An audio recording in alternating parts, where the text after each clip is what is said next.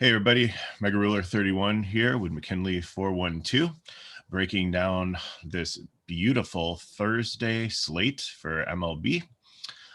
It's a 7-game slate that starts at 1:10, so it's day baseball again with really nothing at night. I think there's a 2-game slate again at like 6:35. And the problem is with this 7-game slate, it could quite potentially turn into a 4-game slate. There's major weather concerns. I think the worst one is in St. Louis and Milwaukee, where it's going to start raining and get worse through the game, which unfortunately, one of the better pitchers is out there. You're looking at rain in Chicago also for the Kansas City game, and also rain in Minnesota. So the other problem too is it looks like the wind's going to be blowing in Wrigley Field. So this 7-game slate might be a 4-game slate. And the problem also too is pitching isn't great today. And it seems like some of the better pitchers are in these weather games. And to top it off, they're the later games. So I think what I'm going to do to make this simple is I think I'm just going to bite the bullet, and I am going to take a chance on Erod against the Orioles.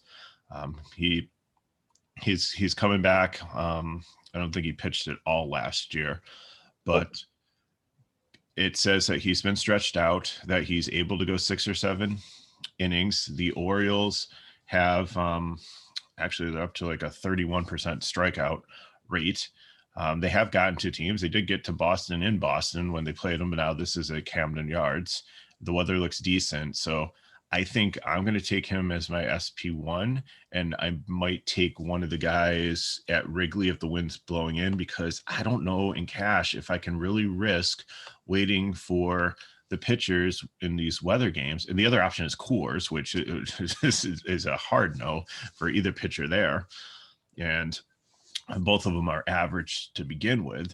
So, I might look at Arrieta or Tim Anderson at that point in the wind blowing in game and just call it at that, because if the game's canceled, I lose my pitcher. Or what if the rain picks up second, third inning, they pull the starter because it's like an hour delay. They try to get the game in, and then he doesn't come back out there, and I really get nothing out of it. So that's my thoughts. What are you looking at, McKinley?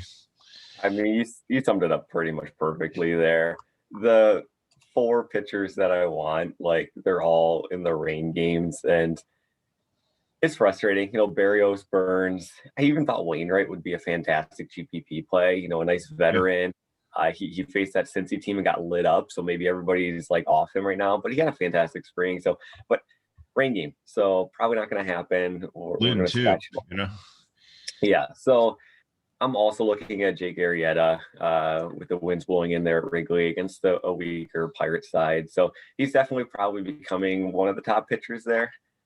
Erod, I think, yeah, I don't think you have to play him because, and we'll get into the bats here in a minute, but I actually kind of really like the Baltimore bets here going against a lefty. But pitching's gross.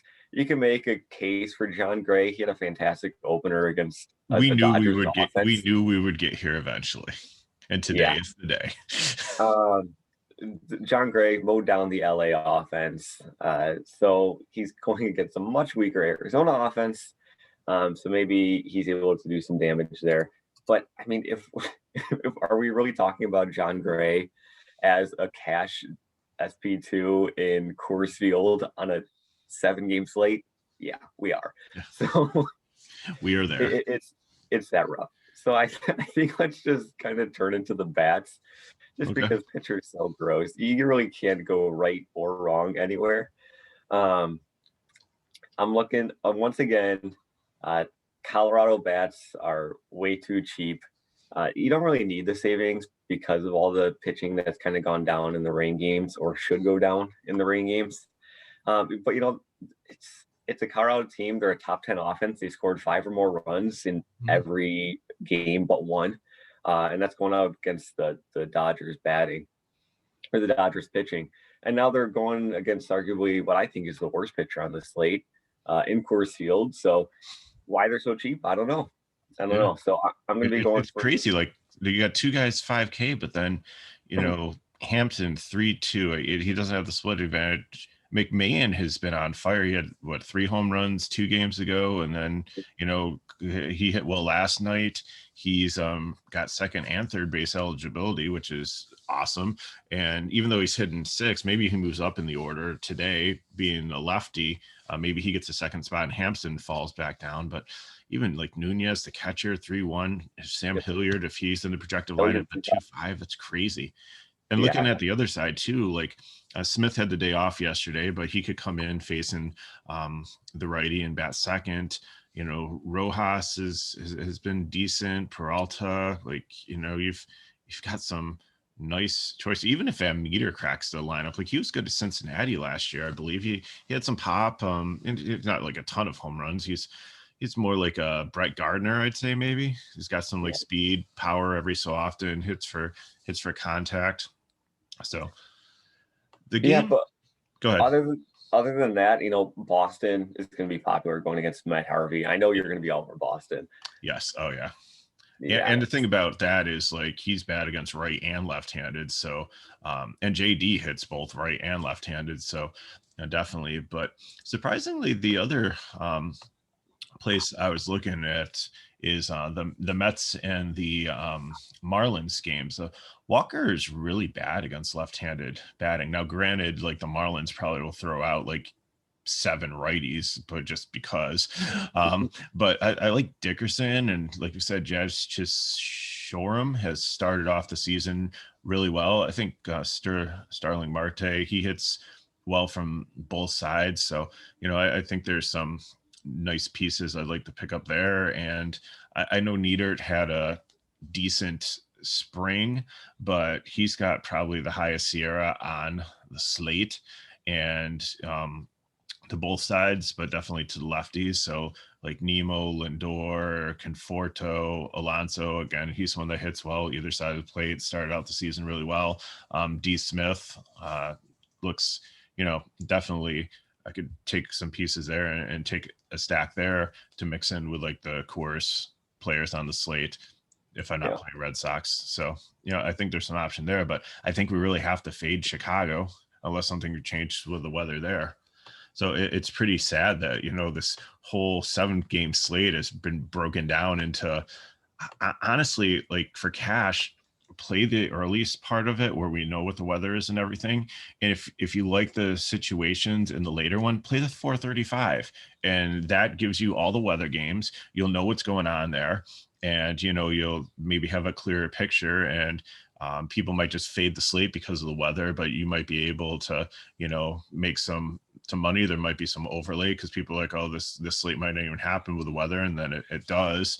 Things break and 2 out of 3 games play, and you're able to cash because you play double ups and they don't even fill to the point where they are doubled. So we saw that the other day on one of the slates. That was amazing. Yeah. One last word in here. Baltimore bats going against lefties so far this season. 48 at bats. They're batting 378.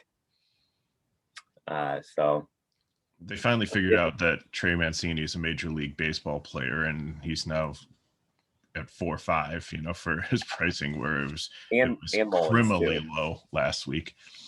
And Mullins too. So take it how you want. I know it's a small sample size, but Baltimore and GPP going against probably the most chalky pitcher on the slate here outside of the weather games. I like it. Yeah, definitely.